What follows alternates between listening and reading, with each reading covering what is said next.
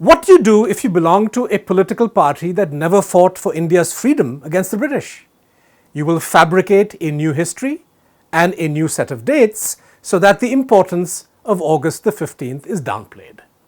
That is precisely what Narendra Modi did when he tried to compare August the 5th, which is the date that he laid the foundation for the Sangh parivar's temple in Ayodhya, with the freedom struggle. In reality, August the 5th will go down in history as a day that celebrates the triumph of vandalism and destruction over renewal and regeneration, crime and illegality over law and justice, fiction and fabrication over reality and truth.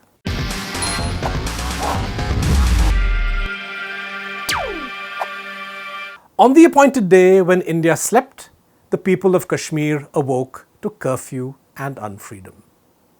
On the appointed day, a group of criminals who should be in prison for having planned and orchestrated the demolition of a 450-year-old mosque basked in the freedom they have to build a temple at the same spot. Their temple, and not Rama's, and certainly not India's. With Prime Minister Narendra Modi supervising the obsequies, the wreckage of what remains of the Indian Constitution has been interred in the foundations of the temple that his organization, the Rashtriya Swayamsevak Sangh, is building with the full backing of the secular Indian state.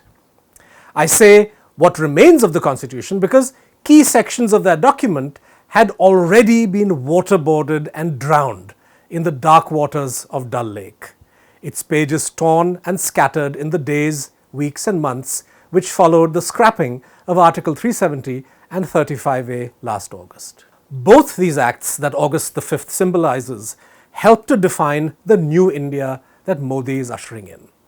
And what are its features? First, of turning citizens in Kashmir to begin with, but later elsewhere, into subjects without fundamental rights. Only those rights will exist which the government allows you to have, not what the Constitution lays down. And second, of allowing Hindu chauvinist criminals to take control of the scene of their crime and present their factional agenda as a national one. Only if India is a Hindu Rashtra can a Hindu place of worship built after forcibly demolishing a mosque be described as a national project. Sadly, both these acts would not have been possible without the indulgence of the Supreme Court. But as a journalist, I find the complicity of the media to be just as shocking. A dominant section of India's media has helped the ruling BJP market to enormous lies. First, that a temple of the Sangh, by the Sangh and for the Sangh is really a Hindu temple, or even more fancifully, an Indian temple. And second, that the abolition of Article 370 and 35A of the Constitution and the scrapping of statehood for Jammu and Kashmir was intended to help the fight against terrorism, promote economic development, and somehow make the people of the erstwhile state true Indians. Let me explain why these are blatant lies. The campaign to demolish the Babri Masjid and replace it with a Ram temple was first and always an RSS BJP campaign. From the mid-1980s to the destruction of the mosque on December the 6th, 1992, the BJP used the RSS cadre base to launch a highly visible agitation. And though the resulting communal polarization helped the BJP to grow its presence in parliament from 2 seats in 1984 to 85 in 1989 and 182 a decade later, its vote share, even when Atal Bihari Vajpayee became Prime Minister in 1999, never exceeded 24%. A decade later, the party's vote share actually fell to 18%, and though Narendra Modi has increased the BJP's votes, the 2019 election saw only 37% of Indians voting for the party whose manifesto promised a lot of things and also a Ram temple in Ayodhya. Now remember, this was an election fought by Modi on an either you're with us or against us basis. This means over 60% of Indians voted against the party that was promising them a Ram temple. I mentioned vote shares here because at the end of the day, that is the only observable metric we have to gauge the actual appeal of the temple. Yet today we are being told by the RSS and BJP, of course, but also by breathless television anchors, that the temple whose foundation stone Modi laid on August the 5th represents the fulfillment of a long pent-up national demand. Nothing could be further from the truth. Centuries of struggle are coming to an end today, the Prime Minister said in Ayodhya, forgetting the fact that the Sangh's struggle is barely 35 years old. Modi then added, "I'm sure scores of people can scarcely believe that they are alive to see this day." What he did not say was that thousands more are indeed not alive to see this day, because the violence triggered by the Sangh's temple agitation took their lives. Now, Modi fast-tracked the Mandir project through the apex court, even as he used his control over the Central Bureau of Investigation to ensure that the criminal case against the conspirators who demolished the mosque made no progress.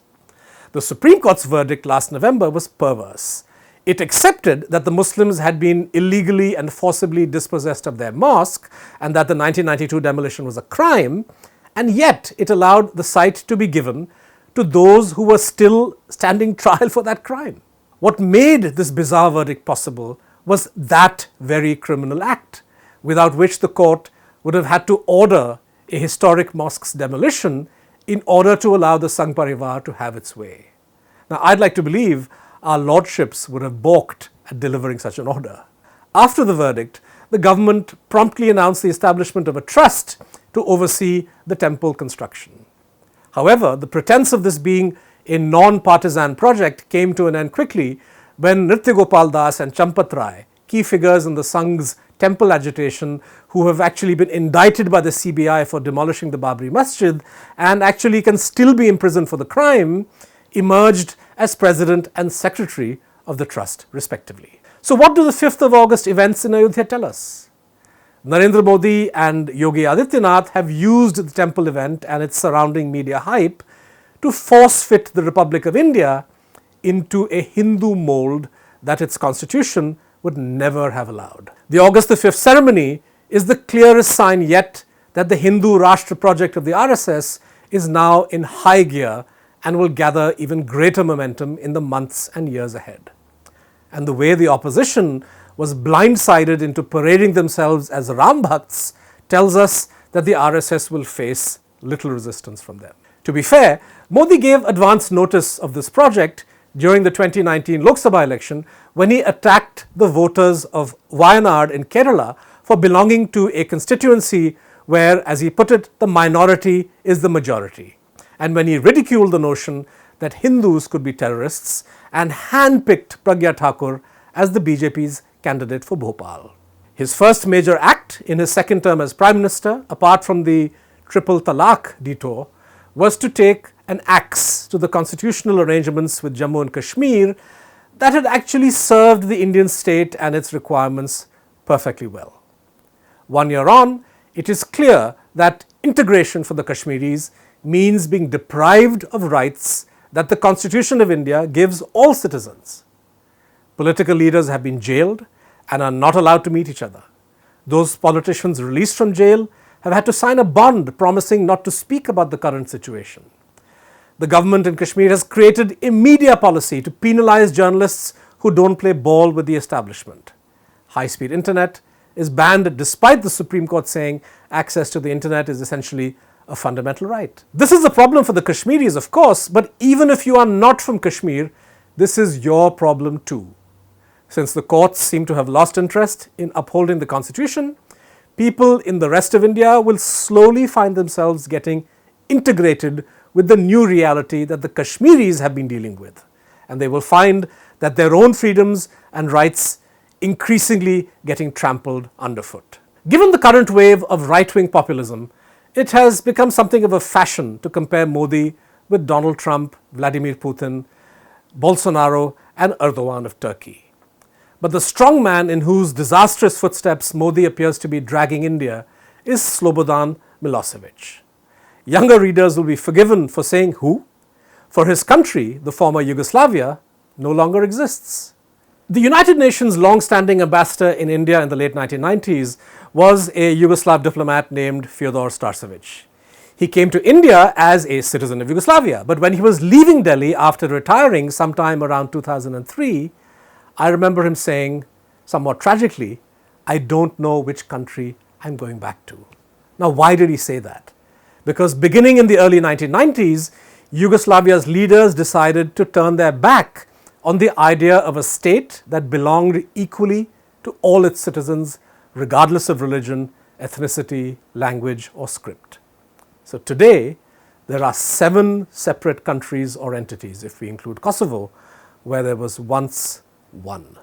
The country, our country, was just emerging from the trauma of the Gujarat violence of 2002 when Ambassador Stasevich was leaving. At a farewell speech, he actually urged India to look at Yugoslavia in order to learn what not to do. Now, no one could have foreseen at the time that the man whose stewardship had prompted this sage advice would eventually be at the helm of national affairs. But the RSS listens to no one but itself. On August the 5th, Modi laid the foundation stone for a structure conceived in the crucible of lies and deceit, violence and bloodshed. He can call it a temple if he likes. Perhaps he can convince millions of people that it is indeed a temple, but nothing spiritual or holy can ever emerge from a structure built by men who have spent their entire political career demolishing law, morality, and the bonds of unity that unite Indians with each other. To receive instant updates on all videos from The Wire, click the subscribe button and hit the bell icon. Pay to support independent journalism. Click the link in the description and choose the amount you want to pay.